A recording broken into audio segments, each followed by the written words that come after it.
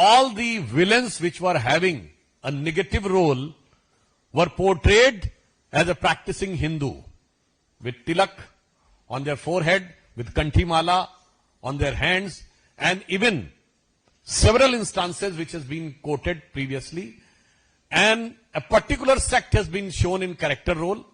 So I think it is up to their creative independence. It is better that the people are the best judge. They can decide that whatever is right, whatever is wrong. But one thing I can say, that the Bollywood should also try to understand that the country is going in right direction. इसका मजा अंग्रेजी में ही है. The country is going in right direction.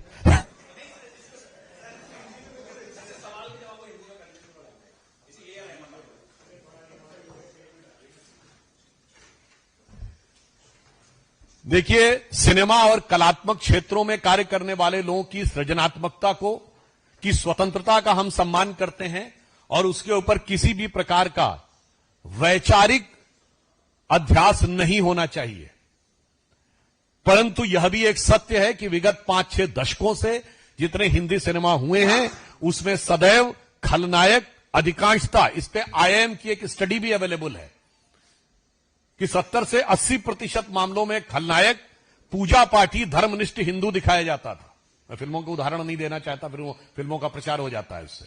और character role में एक विशेष प्रकार के मजहब का व्यक्ति दिखाया जाता था.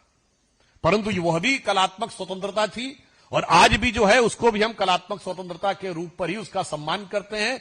परंतु अंततः इस सम्मान को जनता के द्वारा किस रूप में स्वीकार किया जाता है इससे तय होता है और जनता के अंदर उत्तरोत्तर जागरूकता आ रही है. और मैं सिर्फ एक बात कहना चाहूंगा, वैसे यहां पर इंग्लिश में नहीं बोली थी,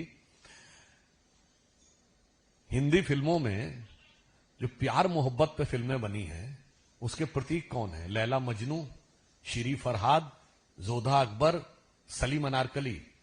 वैसे आप लोगों के विवेक को छोड़ता हूं, एक मुगल बादशाह बताइएगा जिसकी एक पत्नी रही हो. मगर एक स्त्री के प्रति निष्ठावान समर्पित प्रेम के प्रतीक वही है. यह भी कलात्मक स्वतंत्रता थी और आज भी जो है वो कलात्मक स्वतंत्रता है. इसलिए इसे जनता और दर्शकों पर छोड़िए.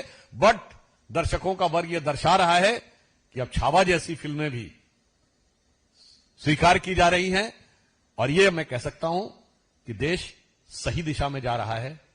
जनता की सोच, the thought of the country is going in right direction.